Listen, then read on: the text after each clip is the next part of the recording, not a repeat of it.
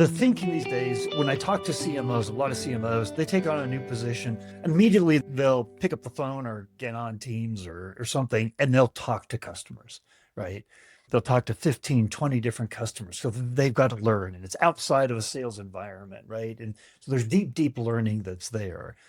But then they stop because they start doing other things that take up all their time. There's always things that can take up our time.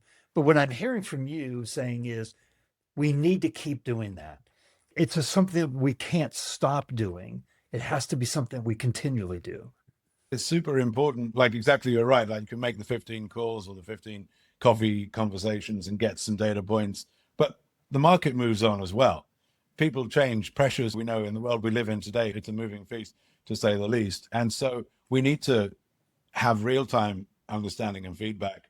If I'm looking at my to-do list, as you mentioned, 150%, possibly more in many cases, it's like making sure that this is a priority. It's there. In a couple of companies, on a Friday or a Wednesday, we had a couple of hours where, unless there was an emergency, your time was pick up the phone, go and see a customer, call, and do that. Everybody do it. And it's okay to do it. And you don't have to do anything else in that time because it's a priority, not a non-priority.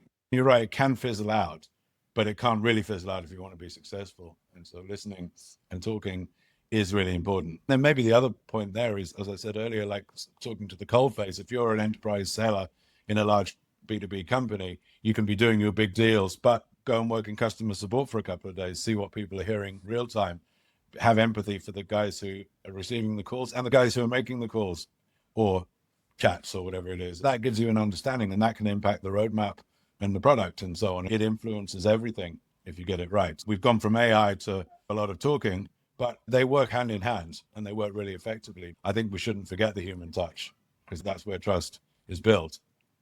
You just answered the question, right? You just tied. I was like, how do we tie back these conversations to building trust?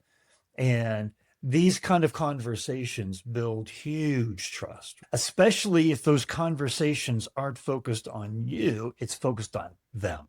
And that's a distinction that I wanted to ask. Like, when you're having these conversations, this isn't a sales conversation. This is a conversation to learn about them.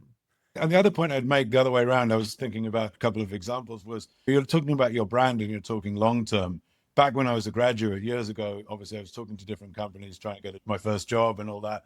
Talked to some companies, really good experience, didn't get the job. Talked to other companies, really good experience, did get the job. But some of the ones I did or didn't actually go for, I remember more. And it's a bit like this, remember a bad experience more than you remember a good experience. I remember the ones who didn't follow up, were horrendous interviews, horrendous experience. And even like 20, 30 years later, I remember who those companies are. When you're letting someone down in a situation, if you do it gracefully, you'll go back. And maybe another example is I've been a buyer of CRM software, loads of times actually, but I remember one particular case where there were two major vendors, probably two of the biggest ones around.